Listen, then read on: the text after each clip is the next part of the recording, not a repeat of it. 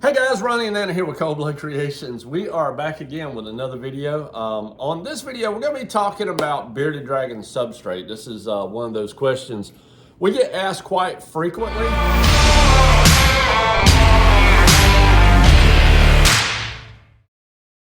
What I want to do in this video is not tell you, like this is the one you got to use, but we're going to cover some of the more common bearded dragon substrates. We're going to give you, once again, the pros and the cons as we see it. This is our opinion. And let you decide which one is going to work best for you. So of all the different substrates, Anna, what is your favorite? Ooh, honestly, for a long time I was using tile in our bearded dragon cages, and mostly just because you can pick any kind of tile that you want for like whatever design you're going for your cage. It's also really easy to clean. Now, tile, when you talk about tile, you're talking about the ceramic tile that Yes. you buy at home improvement stores like Lowe's, Home Depot, things like that. One problem people may have with tile is getting it cut to the proper size. In other words, if you're wanting to cover the entire floor of your enclosure, chances are you're going to have someone cut that tile. Now, if you have a home improvement store that'll cut that for you, that's great. Tile does have the benefit of being very, very readily available. They sell it everywhere, Home Depot, Lowe's, private owned, home improvement shops. But getting someone to cut it could be problematic. Now, the other thing, what about tile? Now, tile has an advantage for the dragon's claws. Yeah, if they're like running around, crawling around in the cage, a lot of times it'll kind of act as like a file.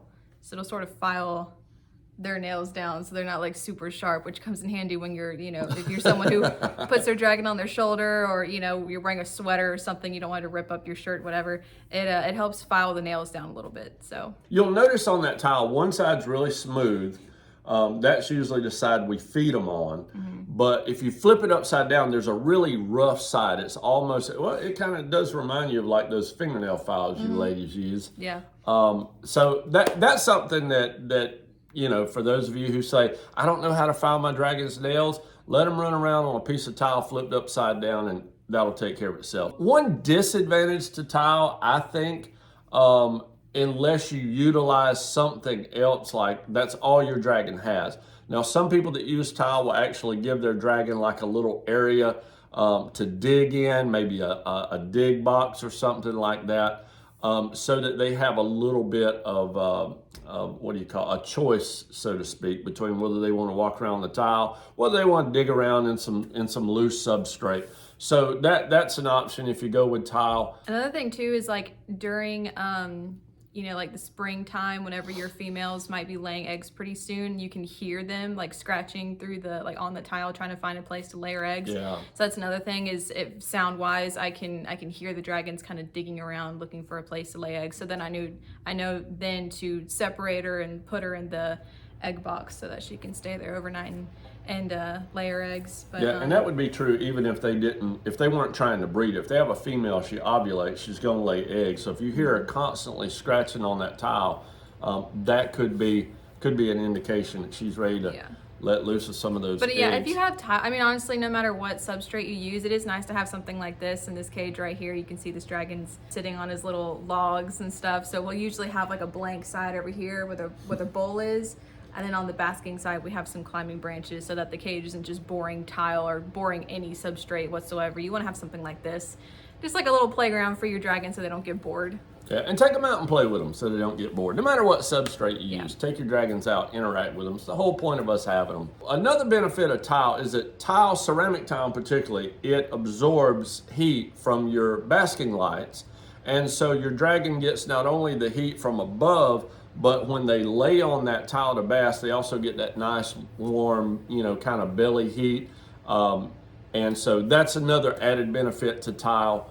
The disadvantage of it, if you're using a glass tank tile, ceramic tile is heavy. If you accidentally drop it into the bottom of the cage, you're probably not going to have any more glass in the bottom of your cage. That tile is kind of heavy. So, those are some things to consider. Now, let's talk about everybody's favorite bearded dragon substrate. This is gonna be sand. This is a substrate everybody's favorite to fight and to argue about. This is what'll get you kicked out of a bearded dragon Facebook group. Yes. Sand is very controversial. I remember whenever I first started learning about bearded dragons, I didn't realize how big of a deal sand was until I started reading and asking people questions. You know, years ago in the beginning, I mean many years ago, 25 plus years, almost everybody kept their bearded dragons on sand.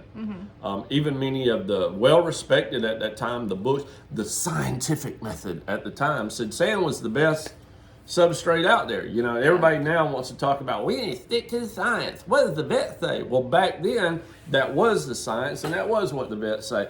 But now, there's new science and new vets saying new things. So take it with a grain of salt. Some things come, like for me, I've learned a lot just from personal experience and like observing. I have used sand in my dragon cages before, but I won't do it again. And that's mainly just because sand it's like glitter.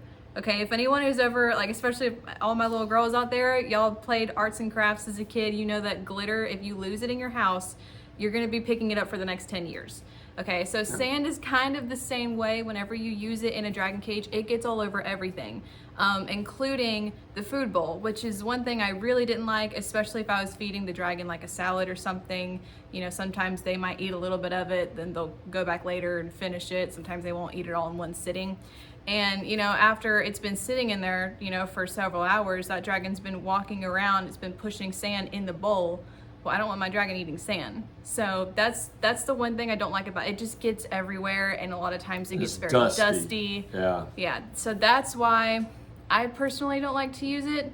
But I've never had any like health problems with my dragons because it had sand. To me, it was just dirty. You're going to read about, everybody says, well, if you keep them on sand, they're going to get impaction, you know, and that's just simply not true.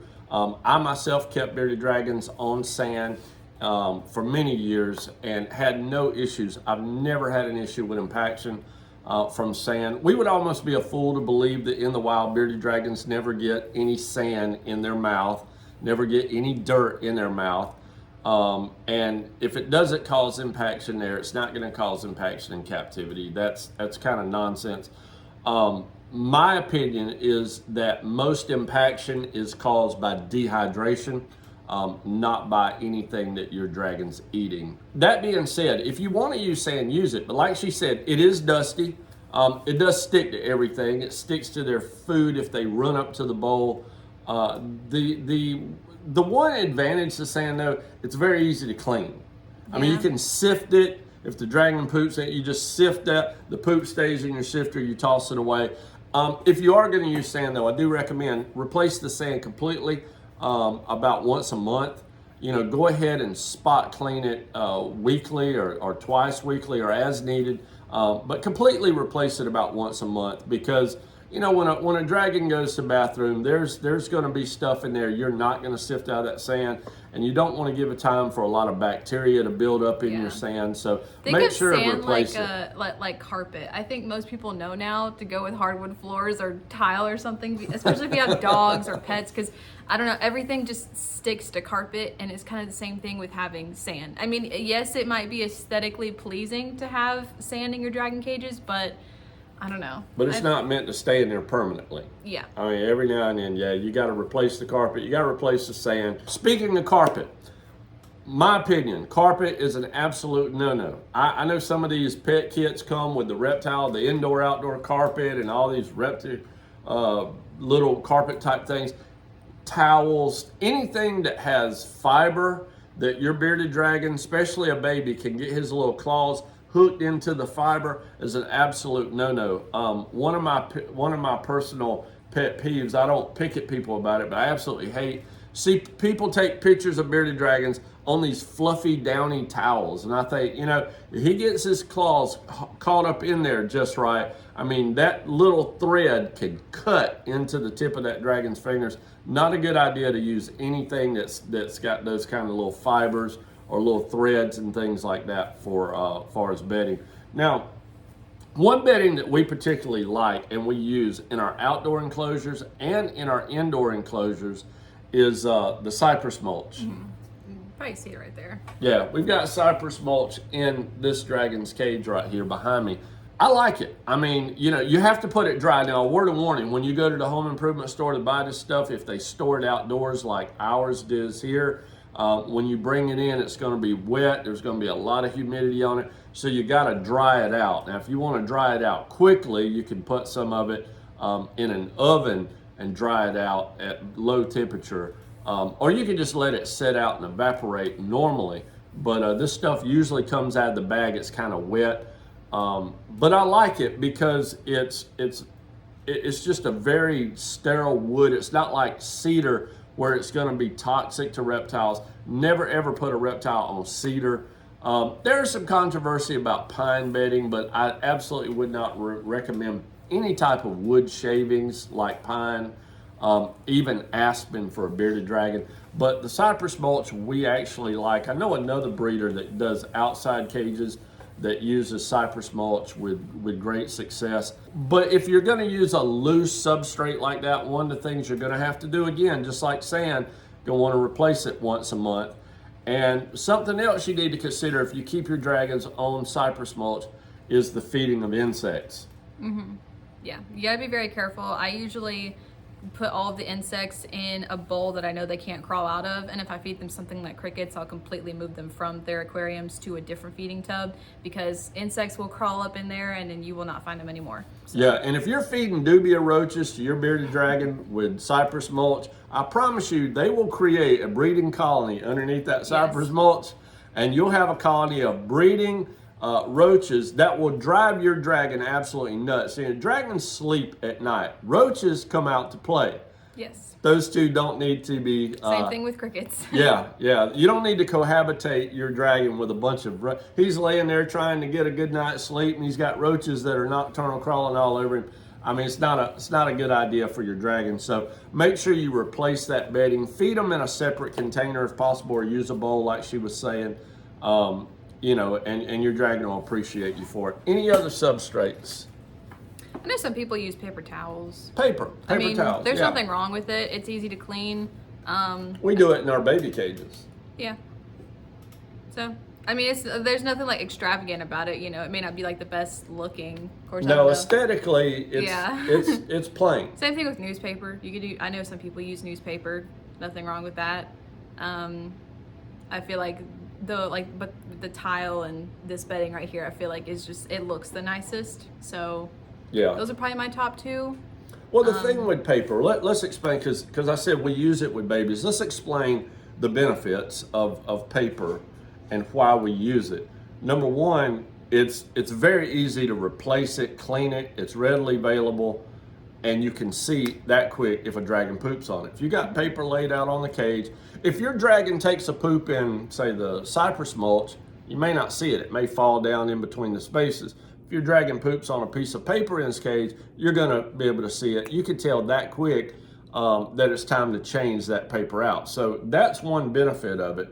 Well, for an adult, now like for babies, yeah, it could be a little bit hard to find them if they poop in something like this, but an adult, you could definitely tell, just so you know. You can smell that out. No, you can see it too. No, I'm saying, in an adult dragon, you can smell it. You'll know. You don't even got to look in the cage. You just walk in the room and you're like, yep, got to clean that today. And especially if you have a lot of babies, well, I'll say a lot, like a couple of babies that are, you know, housed together, like you constantly want to keep that cage clean. Absolutely. Just to keep them clean. I mean, really, that goes for any dragon, but especially for babies that are, you know, more energetic and they're walking around all the time. Like I usually clean their cages twice a day just to make sure that they're staying clean by not walking all around their stool. So, you know, you just mentioned housing two babies together. Somebody watched this video up to that point right there and just gave us a thumbs down. Well, they haven't been around for the other videos. For those of you who want to see our opinion on cohabitating dragons, that was last month's video. Yes. Anyway, so we've covered, let's see, tile. We've covered, what is it? The paper towels. Paper towels, the cypress mulch, sand. What about dirt? Just plain old-fashioned dirt. Now, there's a lot of people who want to use that. They want to use something that looks more natural. Just plain dirt. There's probably a couple things that we could say that would be beneficial, and a couple things that we could say may not be to the best benefit. Number one would be dirt's readily available. Yeah. You can Honestly, get dirt I don't think I anywhere. would recommend dirt kind of the same way I would with sand. Well, You know, I agree. I put But let's give them dragons- the pluses and the minuses Okay, of it. I'll give you some minuses because I put my female dragons in dirt every year whenever they lay their eggs. And when I tell you, when I open the box to look at the dragon, see if she's laid her eggs, usually, you know, once she has, I'll take her out and I give her a bath because she's filthy, okay? I mean, granted, she is digging tunnels to lay her eggs, but sometimes you just have dragons that just want to dig for some reason, you know, or they're just walking around their cage. Their fingernails are always going to be dirty. It might get up in their eyes. Yeah, if you want to use dirt, that's fine, but get ready to give your dragons a bath almost every day if you want them to look nice. Yeah. So, especially if it's, you know, if it's just regular dirt that you can get from your backyard, that's like, you know, like gray or black or whatever, like really dark color, it's just gonna show up all over your dragon. So now all of that is the negatives of having dirt. The positives of having dirt is that the bearded dragon's probably enjoying digging around, getting dirt under their fingernails, getting dirt all over their face, and all those things that make us as the keeper go, oh, those are the things they're probably like doing. They're probably in there just flinging dirt everywhere, but we're not looking because, you know, they're dragons. It's probably about like whenever me and Aubrey used to go under the trampoline and just like make volcanoes and stuff, y'all would come outside, just be like, y'all are filthy. We just gave you a bath an hour ago. Why are y'all back in the It dirt? was like raising two boys with y'all For girls, real. man. Mom would always be like, you're not coming inside until you're taking a shower. You're disgusting. It was almost like raising two boys. Anyway, guys, thank y'all so much for watching this. I hope we've answered your questions. I hope we've at least given you some information to make a decision. Really, it boils down to, are you going for simple, easy to clean, you know, without taking a lot of time? Then I would recommend tile, paper towels, or newspaper. If you're looking for something more aesthetically pleasing, but is going to be a little more involved in the care and upkeep, then the Cypress mulch, the sand, the dirt, things like that could and can be used. So these are our opinions. These are our pros and minuses as we see it. You may have a difference of opinion. If so, leave it down in the comments below. Yeah. Thank you guys for watching. And Yeah. anything else? If you guys, we do have a Facebook group for bearded dragons. So if you guys want to upload your pictures or tell us your experiences with different types of bedding, leave them in the Facebook group and we'll talk about it in a friendly manner. In a friendly manner. And if anyone doesn't, you're getting blocked, okay? Thank you guys for watching. Y'all have a great day.